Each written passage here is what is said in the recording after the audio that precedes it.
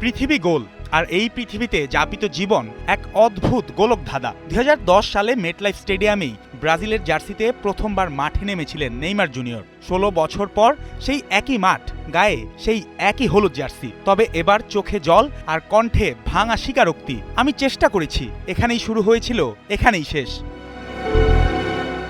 নরওয়ের বিপক্ষে ব্রাজিলের ২-১ গোলের হার তাই শুধু বিশ্বকাপের শেষ ১৬ থেকে বিদায় নয়, এটা এক যুগের সবচেয়ে বড় ব্রাজিলিয়ান আবেগের শেষ আন্তর্জাতিক দৃশ্য।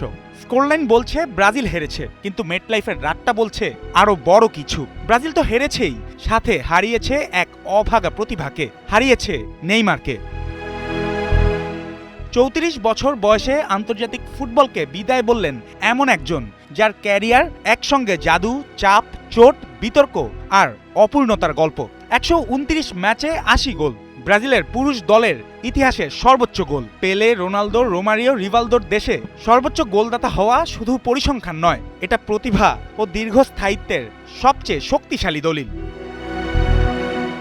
তবু এই বিশ্বকাপ তার জন্য ছিল ফিরে আসার, কিন্তু পূর্ণতা পাওয়ার নয়। দীর্ঘ চোট কাটিয়ে কার্লো আনচেলত্তির দলে জায়গা পেয়েছিলেন ঠিকই, তবে আগের মতো ম্যাচের কেন্দ্রবিন্দু হতে পারেননি। পুরো টুর্নামেন্টে ২ ম্যাচে বদলি নেমে তার গেম টাইম মাত্র ৩৭ মিনিট। স্কটল্যান্ডের বিপক্ষে ছোট্ট ক্যামিও আর নরওয়ের বিপক্ষে স্টপেজ টাইমে পেনাল্টি থেকে গোল। সেই গোলই হয়ে থাকলো ব্রাজিলের জার্সিতে তার শেষ গোল, শেষ উদযাপন, শেষ স্বাক্ষর।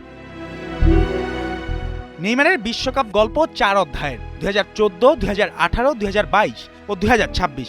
২০১৪তে দেশের মাটিতে চোটে ভেঙে যাওয়া স্বপ্ন, ২০১৮তে প্রত্যাশার ভার, ২০২২-এ কান্না আর ২০২৬-এ বিদায়। বিশ্বকাপ জেতা হয়নি, কিন্তু ব্রাজিলের হয়ে জিতেছেন ২০১৩ কনফেডারেশনস কাপ, ২০১২ অলিম্পিক রূপা আর ২০১৬ রিও অলিম্পিকে এনে দিয়েছেন দেশের ফুটবলে প্রথম গোল্ড।